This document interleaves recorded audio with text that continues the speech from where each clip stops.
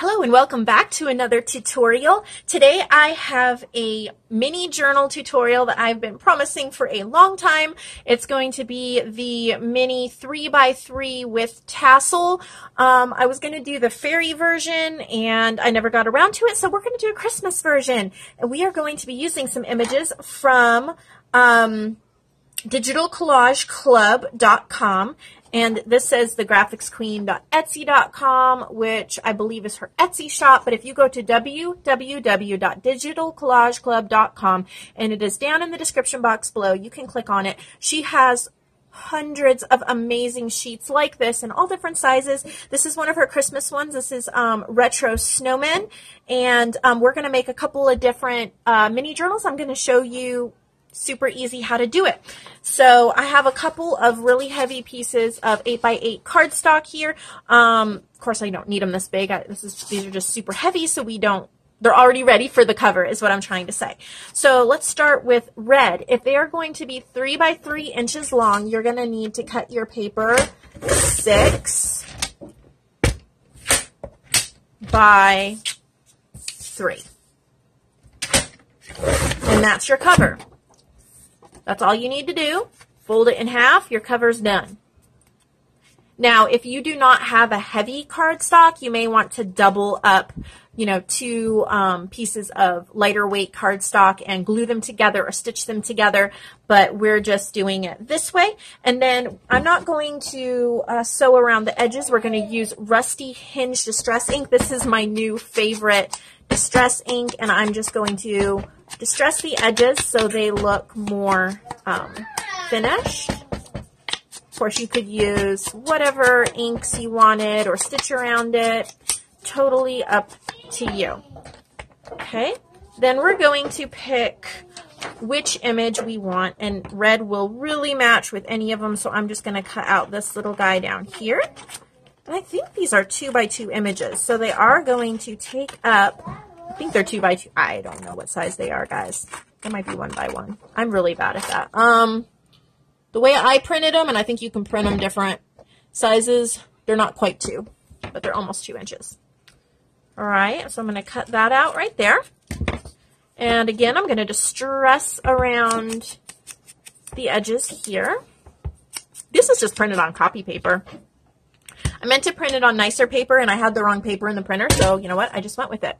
Pardon my messy workspace here. Okay, and then we're just going to glue him on here. I'm just going to use a glue stick, glue him on there, and I'm going to get a couple of buttons or embellishments, and I'll be right back.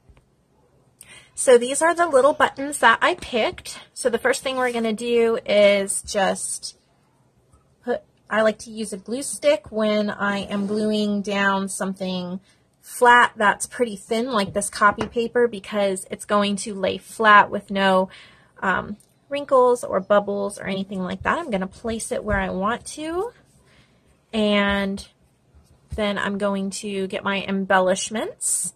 I have a little fuzzy red heart, a glittery snowflake button, and a little blue tiny button. So since this one has one of these type, I don't know what they're called, I'm going to just take my Tim Holtz scissors and snip that little plastic thing off. And then for the little blue button, I brought a little bit of thread, and I'm going to stitch it on. And this is my cheating way to do it. I stitch through the button, and then I tie it off. I hope this is focusing for you guys. I snip it, and then it's ready to glue wherever I want to, and I don't have to deal with trying to sew through paper. That's my cheat of the day. So I'm going to use the Tombow Mono Liquid Aqua glue. This was from my friend Jessica and her Junk Trunk kit. It is the closest thing to liquid glue gun that I have found, and since I don't have my glue gun plugged in over here, I'm going to use this to glue the buttons on. So thank you, Jessica, for this. It really helps with my tutorials. I couldn't find any of this glue near me either. All right, so we're gonna glue that there, and it does grab the buttons pretty well. I'm fairly impressed for glue. And the little one right there. So our cover is now complete, and we are going to attach or put in an eyelet hole for the tassel, and we're going to cut some pages and get our tassel done. I guess we're only going to have time in this tutorial for one because it's taking a little bit longer than I expected. So crocodile, and I use the tiny one, what is it, the 1/8 inch, and I just punch right on the spine. I have a little silver mini eyelet that I'm going to set in the spine right there. Now we're ready to get our pages ready. And what I'm going to do for these is just use coffee dyed paper, because I'm thinking these would be great for you guys to use as little stocking stuffers. These will, when I finish them, they will be in my shop. But if you just use the coffee dyed paper, they're great since they're so tiny. They're great for little notebooks or whatever. So I have 2 pieces of coffee dyed paper here, 8.5 by 11. And so my pages, if this is 3 by 3, I'm going to cut my pages to 2.5 by 2.5. So I'm going to save time here. Line it up, 2.5. And I'm just going to do a couple strips of 2.5 here.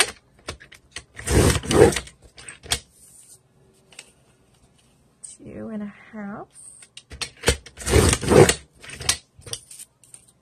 Oh, this one I must have cut too small.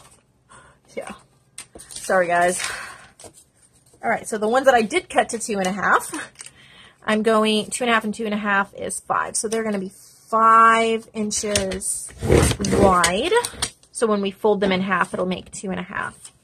And then I think I can get another one out of here for 5.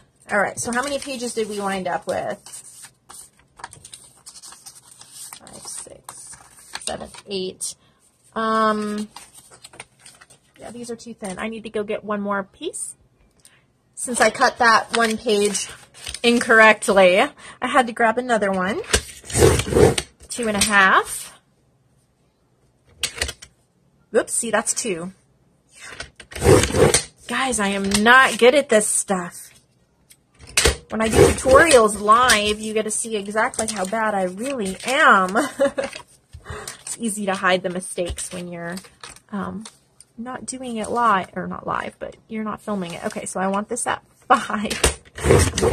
Okay, so that was 8. We've got 9, 10, 11, and 12 pages we're going to have. Okay, so then we're going to take all of them and fold them in half. As you can see, that will make our pages. And you can do colored papers, Christmas patterned papers, plain white paper. It doesn't have to be coffee dyed. You can just use copy paper, whatever you want to do. You can do stamping on the pages. You can put some Christmas stickers on the pages, which I might do that before I list them in my shop. But for purposes of this tutorial, we're not decorating the pages. We're just making the journal, and you can decorate them any way you want. All right, so we have our 12 pages. We're just making one signature, and that just means you're going to put we're making one little booklet to sew in. So you're just going to put them all, stack them all up on top of each other. And we made a booklet that should fit perfectly, if I didn't make another mistake, into our little cover. And it does, it fits perfectly. So what I do with these books, because they are so small, they're easy to hold with one hand. I kind of cheat. I'll show you my cheat. So you can do it a different way if you want. I take my awl and then I just hold it and I punch through all the pages and the spine because it's just one, and I just eyeball it. You only need 2 holes, okay? Super cheat, guys. All right, and then I'm going to take some of this variegated number 10 crochet thread, but you can use baker's twine, wax thread, embroidery thread, upholstery thread, anything sturdy enough to hold. Okay, so I threaded my needle. So this is super easy. I'm just going to go in and back up. That's all I'm going to do.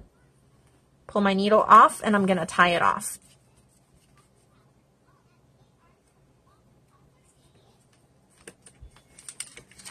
Super easy. And if you're just starting out with sewing and signatures, this is a great size to start with because you're just having to punch 2 holes and it's a lot easier to hold. And there we have it. So our pages are in our book, as you can see. Okay, so now, there we go. My snowflake came off. I think I'm going to hot glue it on for purposes of this video. If I let it set, it would dry. But all right, so I'm going to go grab the lace and ribbons to make our mini tassel.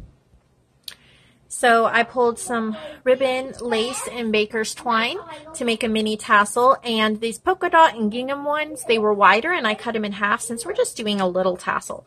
So what I do is, and I've done this in a bigger tutorial, there's lots of ways you can make a tassel, but I twist it in the middle to make a little loop like so. And then I just have a piece of red and white baker's twine, and I tie, actually I'm not going to tie, I'm going to wrap so that we actually see that red, and I'm going to wrap it all around and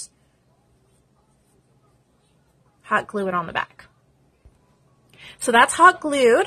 That's how it looks. And as you can see, once you get it together, some of the ribbons are maybe way long. You could leave it or just kind of trim them to a semi-similar length.